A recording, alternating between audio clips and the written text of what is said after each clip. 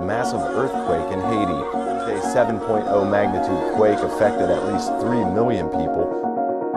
When a massive earthquake hit Haiti in 2010, killing 2 million people and flattening much of the capital, the international community acted fast, pledging over $13 billion to rebuild the country. 6 years later, Haiti has this to show for it. So we went to the Caribbean nation to see why, despite such an influx in aid, Haiti still isn't back on its feet. Our first stop was Caracol. Here, the U.S. built this, its flagship recovery project, in a city some 90 miles away from where the earthquake hit. Spearheaded by Bill and Hillary Clinton, the Caracol Industrial Park had a star-studded opening in 2012. It was to be a shining example of Haiti's economic potential. The U.S. State Department promised its $300 million facility, once fully operational, would create as many as 65,000 jobs. But so far, fewer than 9,000 people have been hired. Most work for Korean apparel manufacturer Seiya Trading, which pumps out clothing for some of the biggest U.S. retailers like Walmart and Gap. Workers we talked to complained of no job security and wages as low as $4 a day.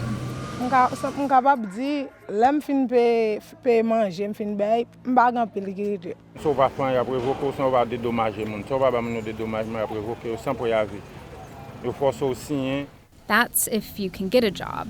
So this is your certificate that says you are qualified to work in the industrial park, and yet you show them this paper and no one will give you a job? There are people who come here every day, hoping to snag a coveted spot at the sewing machines. The State Department turned down our requests for an interview, but said in an email, quote, "Working in Haiti is challenging and its programs are designed to be flexible." While the Caracol Industrial Park is widely seen as an economic failure, U.S. taxpayer-financed projects like this and many others have been a boon for U.S. contractors working in Haiti. Something noted by the U.S. ambassador to Haiti less than a month after the quake, when he sent back a cable to his bosses at the State Department reading, "The gold rush is on." Working through USAID, the federal agency that gives out foreign aid, some of the biggest checks were written not to Haitians, but to a small group of American for-profit contractors. These contractors did everything from clearing rubble to building permanent homes for quake victims. Or at least they were supposed to. We're about a mile away from the industrial park in the housing settlement where a lot of the workers and their families live. Now, they built these houses just a few years ago, but they're having to go back in and fix them. Over the years, USAID has suspended 2 different American contractors for shoddy construction. It then hired another US-based contractor for $5 million to oversee repairs. Les appuis tombés doivent sous là dans zone ça. Avec nous gand de l'autre sorti dans chambre pas derrière qui passe là, di courir. Nous gand de l'autre porte sur en bas galerie, di entrer dedans. Poor quality houses have proven costly. Instead of the original plan to build 15,000 of them at a cost of $53 million, the U.S. has ended up spending over $100 million on fewer than 1,500 houses. Not much is known about how American contractors spent aid money in Haiti, and that's something that concerns Haiti's former Prime Minister, Michel Pierre-Louis. After the earthquake, USAID awarded the bulk of its contracts to American firms with ties to D.C. They said at the time the local firms lacked the capacity and track record.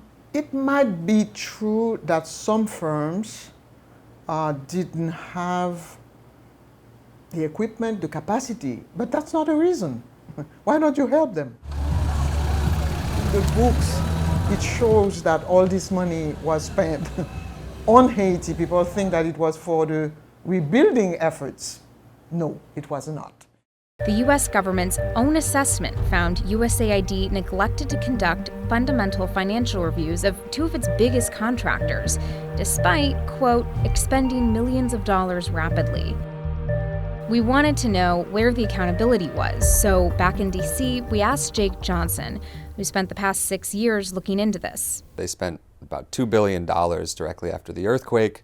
Less than 1% of that actually went to Haitian institutions. Over 50% went to firms here in the Beltway. Organizations have overhead costs, shipping costs, costs for staff.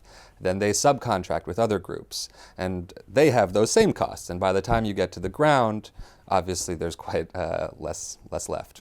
So do we have any way of knowing how much money goes back to that contractor's offices in Washington?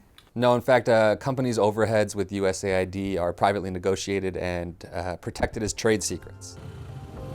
6 years and billions of dollars later, hundreds of thousands of Haitians are still without sufficient housing. Many live in tent cities like this one, makeshift homes, a combination of ripped tarps and rusted metal sheets that would barely withstand a thunderstorm, much less another earthquake. Non la, pa gen detak konen, si nou bre, si nou manje, koman nou dormi. La pli ap mouye, tout moun entran dan kay moun krasi. The goal of any of these responses should be that the next time it happens, Haiti can stand on its own 2 feet and won't be reliant on that aid.